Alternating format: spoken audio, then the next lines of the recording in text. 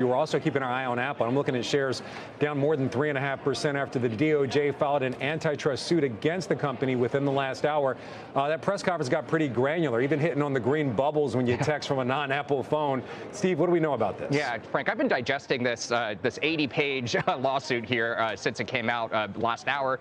And look, this is a kitchen sink case against Apple. I'm struggling to find an Apple product that is not named in here. It goes through Siri, it goes through iCloud, Apple Music, you name it. And it's really trying to make this big case against Apple that its dominance with the iPhone is the centerpiece for all these things that keep people wrapped in. And the one thing that really stuck out to me was how often Merrick Garland said in his press conference about exclusionary practices, meaning if you're a third-party smartwatch maker, like a Garmin, for example, you don't get the full features of what iOS can offer that you might get with an Apple Watch. Also, making that scenario also means people are less able to switch over to Android. And on top of that, all these features and services that are packing in, the allegations say it just makes people need to upgrade to a new iPhone. Oh, and by the way, they keep increasing the price of the iPhone. So Merrick Garland even pointed out the most expensive iPhone is about $1,600. Back in the day, we were so used to only spending a couple $100 on phones. So his point being, this is harming consumers as well, not just developers who have been complaining about the App Store policies. Consumers are paying the price, the allegations say, because they get wrapped into the ecosystem because of these exclusionary practices. Now, of course, Apple is denying all this. They say they're going to vigorously defend themselves in this case. And they also say, if the DOJ succeeds in this, it's going to hurt their ability to innovate. So those are the big things happening right now. We're going to hear a little bit more from Apple any minute now. They're holding a press briefing, which I'm going to jump on here soon. So maybe some more from that side of their argument, too. Yeah, Apple shares ahead of that press briefing down 3.5%. Bill Baer, former assistant AG for antitrust, on our air earlier today saying these kind of cases, they take quite a while to unfold. Josh, how big of a deal do you think this is for Apple, not only for the stock, but the ecosystem going forward? Look, I think this is something that the Biden administration on the way in told everyone that they were going to focus on. They felt that large technology platforms had too much power and that we were in an economy where you had a handful of companies really dominating and really determining the future for all of the other businesses that exist out there. The trouble, as always, and the same thing goes with Amazon and with Alphabet, it's really tough to prove true consumer harm. The consumers are voting with their wallets, and they love these products, and they can't buy enough of them, and you could raise the price every year, and they keep buying them. Nobody has a gun to their head to choose Apple ecosystem over Android. It's consumer preference, and they continually signal that they're happy and they want more. So what you really have to do here is prove harm to other businesses, not to other consumers. And maybe that's a lower hurdle. Maybe they'll be able to do that. My sense is this drags on for 2 or 3 years. We have a political change coming in November anyway. I wouldn't get too worked up about it. I'm certainly not a seller of Apple as a result. Yeah, so again, shares down over 3.5%. But I'm going to come over to you. To Josh's point, he says it's hard to prove harm, but the government even kind of leaning on feelings, saying you get that green text bubble, your messages aren't encrypted, which is actually somewhat serious. Get a better phone. Videos like are the grainy. Green bubble. Get a. You sound like Tim Cook. Wait a second. I'm going to get over to Bill. You can't edit your text messages, and said videos that you send are grainy. How seriously are you taking this as far as being an Apple investor? Okay, I see what they're doing. They're trying to level the playing field.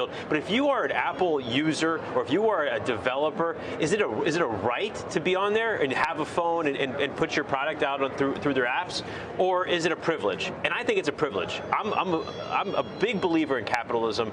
I can see what they're talking about here from leveling some of the text messaging and some of the tracking and whatnot, but they promised, as Josh said, from the White House promised the Biden administration that they're going to be moving forward with this. It's not a surprise. It's going to drag out.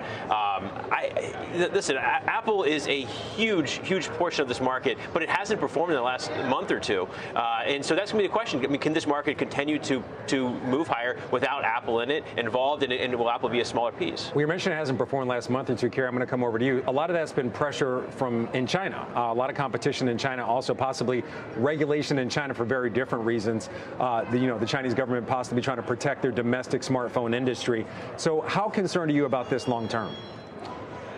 So the question is, how do we feel about Apple and whether it can both outperform the market, continue to go higher? Does the market need Apple? And I would say the market doesn't seem to need Apple if it's got other stocks to buy, right, which it has. Two, China is huge. If Apple were to say business is turned around in China, that would make a huge difference to Apple shareholders. They would be relieved, and they'd probably price the stock higher. I think that this suit has some importance to shareholders because of all the companies, big companies, that are involved in it and want to take Apple down somewhat. They want to pay Apple less. They want to receive more of the revenue that they feel Apple is getting unfairly. And that, to me, does have some merit and importance to other parts of the market. And it will drag on. And therefore, I think that Apple shares are going to be under some pressure. And any signals that there's some negotiations that's moving toward other, Spotify even. I mean, we don't own Spotify, but that would be positive for other Worth areas. pointing out, Apple won in court against Fortnite. You know, they wanted to have an alternative system where players of the game could pay them directly and operate around iOS, and Apple said no. It went to court, and Apple won. That's number one. And number two, look, this is going to be a permanent feature of the landscape. Now that we have multi-trillion-dollar companies with billions of users, they will never not be under scrutiny from one authority or another. So they're in battles with the EU. Get used to that. It'll never end.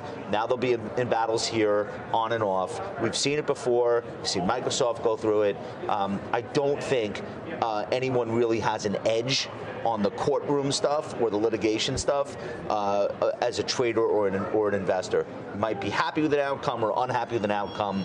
I don't think it's the thing that we want to be focused on. All right, Steve, I know we got to let you go. You got to get to that pressure that Apple's holding in just a few minutes.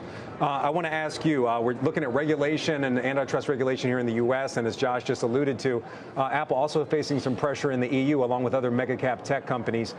Do you believe that Apple's going to discuss not only the regulation here in the U.S., but also what's going on in the EU on this call and just their general strategy when it comes to things like this? Yeah, they've been talking about their EU compliance for several months now, since January when they announced it. But I think more importantly, Frank, what you should look at is over in the EU, that could be a template for if Apple loses this case against the Department of Justice of how they would make changes here in the United States as well. That includes, allowing other third-party app stores onto the phone, allowing those NFC payments to happen with third parties like PayPal or your American Express app and so forth. So that is one idea of how, but by the way, those ideas are also under scrutiny still from the EU, whether or not Apple is actually in compliance with the law. And I'll just make one more political point here. Josh was talking, we might have a Trump administration next year and what happens here. I will also note the Trump administration, DOJ, started this investigation into Apple. So there's a decent chance that it will continue under a different administration. I will also note, though, Tim Cook was really good at cozying up to Donald Trump during his first term as president and got a lot of concessions out of him, especially with China tariffs. So maybe that relationship can get leveraged as well, guys. Our Steve Kovach back at Inglewood Cliffs, our headquarters. Steve, thank you very much for your reporting as always.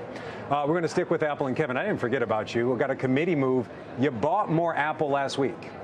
Well, we had sold out of Apple at the end of November. The stock had made a tremendous run. The earnings growth was slowing down. We pivoted into Broadcom at the time. But with the recent news that we're seeing here with Apple today, last week, 10, 15% off of the highs from December, we're willing to look at a company that's best of breed, cash flow machine. Maybe look at this news as something that's going to hurt revenues moving forward. I think it's going to have to. But more than anything, it's just depressing to watch a company that's such an innovator that, to Josh's point, we're investing in because we want to, and they're going to be penalized for being best of breed. So we're going to stick with Apple. We have a small position, and I imagine we'll continue to accumulate shares. Tim Cook's in China right now. They're opening the second largest Apple store in the world after the one on Fifth Avenue in New York. They'll be in Shanghai. I think they have multiple stores in Shanghai already. If you think Tim Cook is good at cozying up to Donald Trump, you should see him when he's in Asia with the leaders of these countries.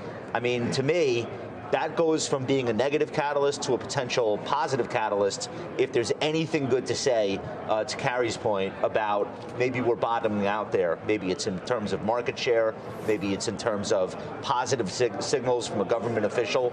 But like, I feel like the risk is to the upside on the China story.